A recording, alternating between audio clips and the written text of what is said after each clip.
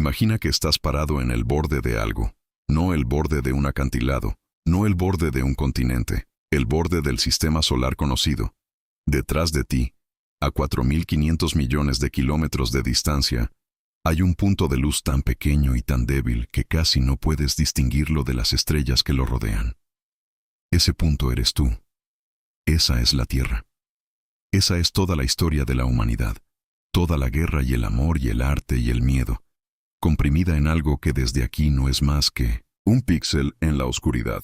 Y adelante, girando lentamente en la penumbra helada del sistema solar exterior, hay un planeta azul que nadie ha visitado desde 1989, un planeta que la luz solar tarda más de 4 horas en alcanzar, un planeta donde el viento sopla a 2.100 kilómetros por hora y donde llueven diamantes desde el cielo.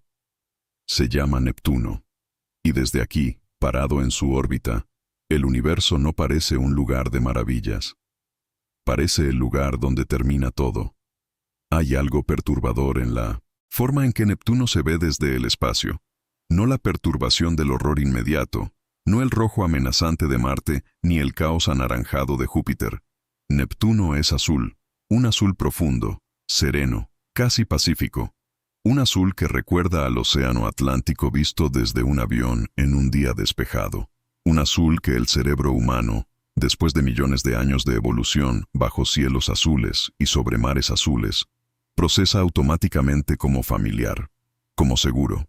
Cuando la sonda Voyager 2 envió las primeras imágenes de cerca de Neptuno en agosto de 1989, los científicos en el Jet Propulsion Laboratory quedaron en silencio por un momento. No por el miedo, por la belleza. Un planeta perfectamente azul con una tormenta oscura en su hemisferio sur, la Gran Mancha Oscura, que en ese momento tenía el tamaño de la Tierra entera. Nubes blancas de metano congelado que circulaban a velocidades que ningún instrumento había medido antes en ningún planeta. Una luna, Tritón, orbitando en dirección contraria a la rotación del planeta, cosa que no debería ser posible según las reglas normales de formación planetaria, como si algo hubiera capturado esa luna de otro lugar del sistema solar y la hubiera forzado a orbitar al revés.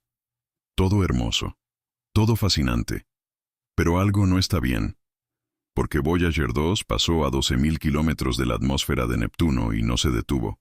Continuó su camino hacia el espacio interestelar, y desde ese momento, en agosto de 1989, ningún objeto fabricado por humanos ha vuelto a acercarse. 35 años de silencio. El primer problema con Neptuno es la distancia. Y la distancia, en este caso, no es solo un número. Es una condena. Neptuno está a 4.500 millones de kilómetros del Sol. La luz solar, viajando a 300.000 kilómetros por segundo, tarda 4 horas y 10 minutos en llegar ahí. Para poner eso en términos que el cuerpo pueda procesar, si pudieras volar en avión desde la Tierra hasta Neptuno a 800 kilómetros por hora, el viaje duraría 643 años. No llegarías. Tus bisnietos no llegarían. Ningún descendiente tuyo en los próximos 20 generaciones llegaría.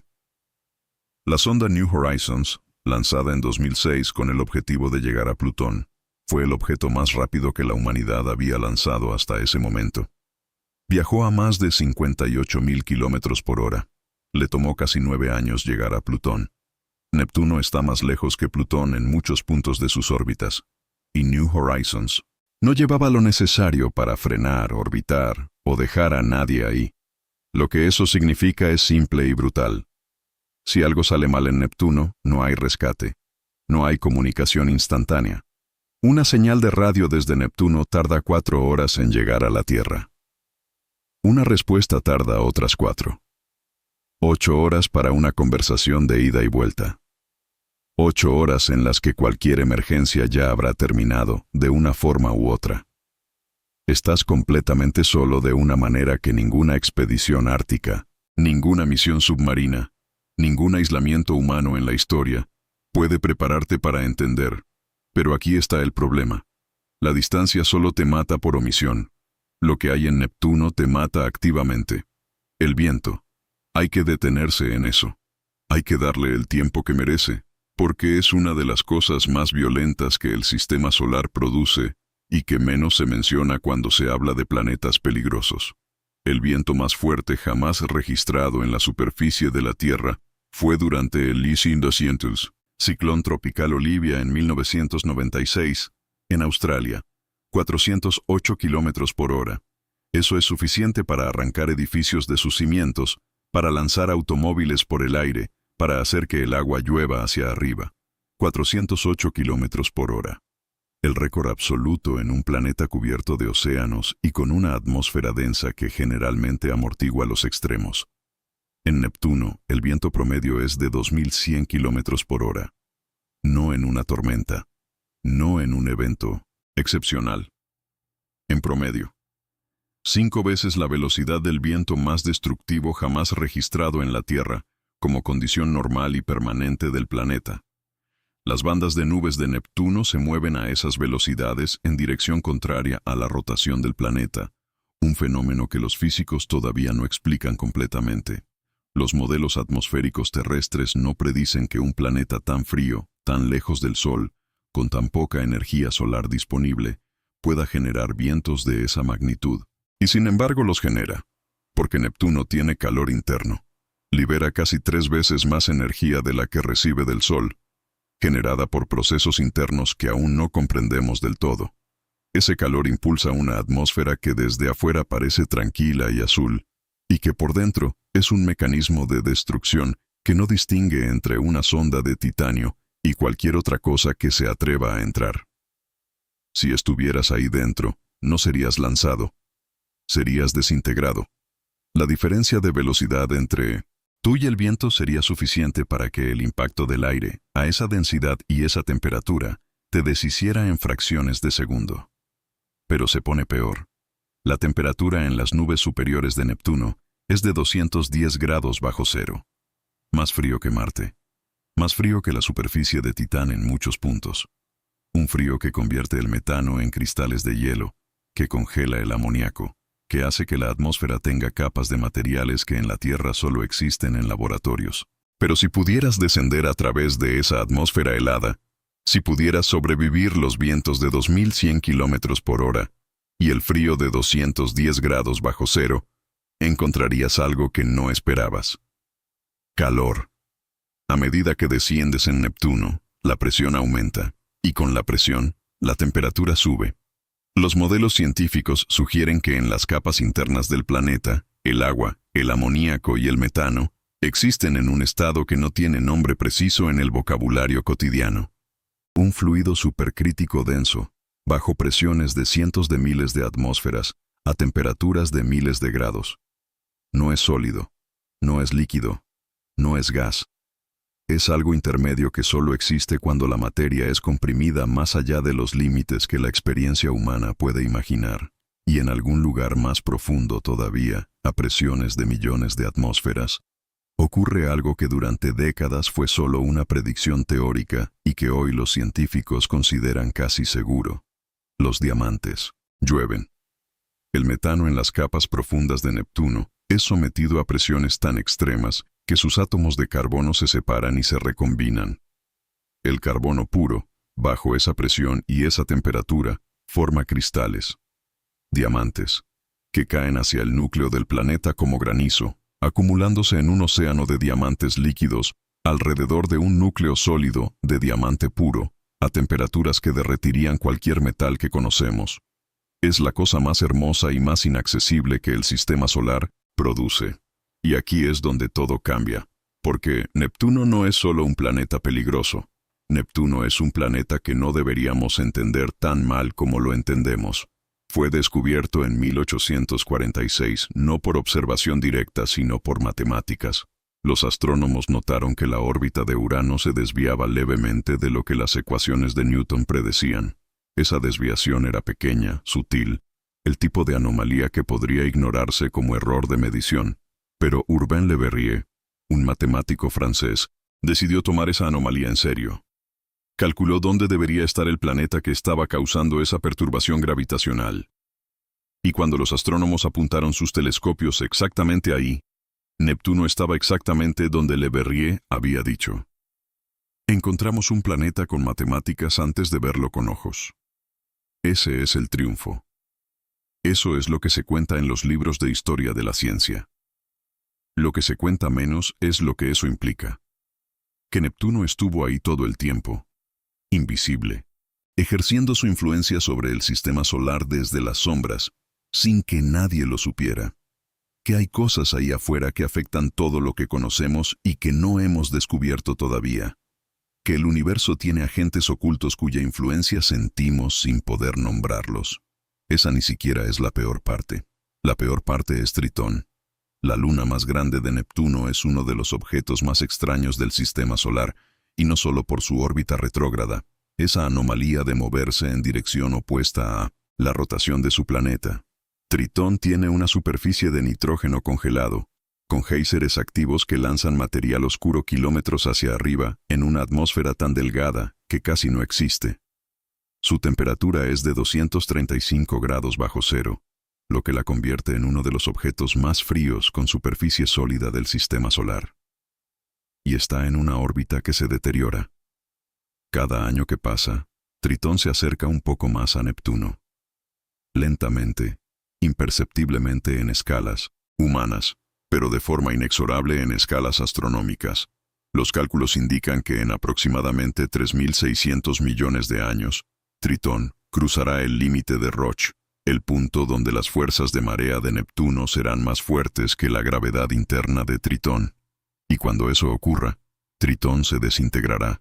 Se fragmentará en millones de pedazos que formarán un anillo alrededor de Neptuno, un anillo comparable en magnitud al de Saturno, construido con los restos de una luna que tardó miles de millones de años en formarse y que tardará quizás un día cósmico en ser destruida. Neptuno devora sus propias lunas, lentamente, pacientemente, sin prisa, porque Neptuno tiene tiempo, más tiempo del que la mente humana puede procesar sin que algo en ella se quiebre un poco. Hay un concepto en astronomía llamado el límite del sistema solar interior, la zona donde el Sol tiene suficiente influencia gravitacional y energética como para dar forma activa a los cuerpos que orbitan en ella. Marte está en ese límite exterior. Júpiter lo marca de forma definitiva. Y más allá de Júpiter, el Sol se vuelve progresivamente menos relevante, menos caliente, menos gravitacionalmente dominante, más silencioso. Neptuno está en el borde de ese silencio. Está tan lejos que el Sol, desde su superficie, es apenas un punto brillante. Más brillante que cualquier estrella, pero sin el disco visible que vemos desde la Tierra. Sin el calor que sentimos. Sin la presencia que nos define como especie. 4 horas y 10 minutos de luz viajando a 300.000 kilómetros por segundo para llegar ahí. Y cuando llega tan atenuada, tan disminuida, que Neptuno recibe 900 veces menos energía solar por metro cuadrado que la Tierra. Parado en la órbita de Neptuno, mirando hacia el Sol, entenderías de forma visceral, no intelectual sino en los huesos, lo que significa estar verdaderamente lejos. No lejos como un viaje largo, lejos como el exilio, lejos como el olvido. La sensación de que el calor y la luz que definen todo lo que la vida terrestre ha conocido, son aquí, en este punto del espacio, una promesa que no llega con suficiente fuerza para cumplirse. Y más allá de Neptuno, el sistema solar sigue, el cinturón de Kuiper, con sus miles de objetos helados, la nube de Oort, con su billón de cometas que orbitan a años de distancia, y luego la estrella más cercana, Próxima Centauri, a 4.2 años luz, una distancia que con la tecnología actual representaría un viaje de 75.000 años. Neptuno no es el fin del universo, pero desde aquí, desde esta penumbra azul y helada, se siente como si lo fuera. Los humanos hemos enviado sondas a Mercurio, Venus, Marte, Júpiter, Saturno, Urano, Plutón y más allá. Hemos aterrizado en la Luna, en Marte, en asteroides, en el cometa Churyumov-Gerasimenko. Hemos enviado señales de radio que ya viajan más allá de la heliopausa. Hemos fotografiado galaxias a 13.000 millones de años luz de distancia. Y sin embargo, desde 1989, nadie ha vuelto a Neptuno. No por falta de interés, por falta de tiempo. Un viaje de ida a Neptuno con la tecnología actual toma 12 años. Para orbitar el planeta, para frenar y quedarse, se necesitaría combustible que aún no podemos llevar. La NASA tiene planes, propuestas, estudios, pero ninguna misión aprobada con fondos y fecha de lanzamiento confirmada. Neptuno, el cuarto planeta más grande del sistema solar, lleva más de 3 décadas esperando visita. Eso dice algo sobre la distancia que ningún número puede transmitir completamente. El universo no diseñó Neptuno para que lo visitáramos. No lo puso convenientemente cerca. No le dio condiciones que invitaran la exploración. Lo puso donde lo puso, con los vientos que tiene, con el frío que tiene, con la gravedad que tiene, a la distancia que tiene, como si fuera un límite. Como si el sistema solar hubiera decidido que hasta aquí llegan los planetas que merecen ser conocidos, y más allá solo hay hielo y oscuridad, y objetos que no tienen nombre todavía. Neptuno es hermoso desde la distancia segura de la imaginación. Azul, sereno, con sus diamantes cayendo en silencio hacia un núcleo que nadie ha visto, con sus vientos de 2100 kilómetros por hora, barriendo nubes de metano congelado, en un ciclo que lleva miles de millones de años, y que continuará miles de millones de años más, después de que el último ser humano haya cerrado los ojos para siempre. No espera nada de nosotros. No necesita ser descubierto para existir. No necesita ser entendido para seguir destruyendo y creando y girando en su penumbra azul a 4.500 millones de kilómetros del Sol. El universo construyó Neptuno para sí mismo, no para nosotros. Y esa diferencia, esa distancia entre lo que el universo construyó y para quién lo construyó, es el miedo más profundo que el espacio tiene para ofrecernos. No el miedo a morir ahí, el miedo a entender que nunca estuvimos invitados.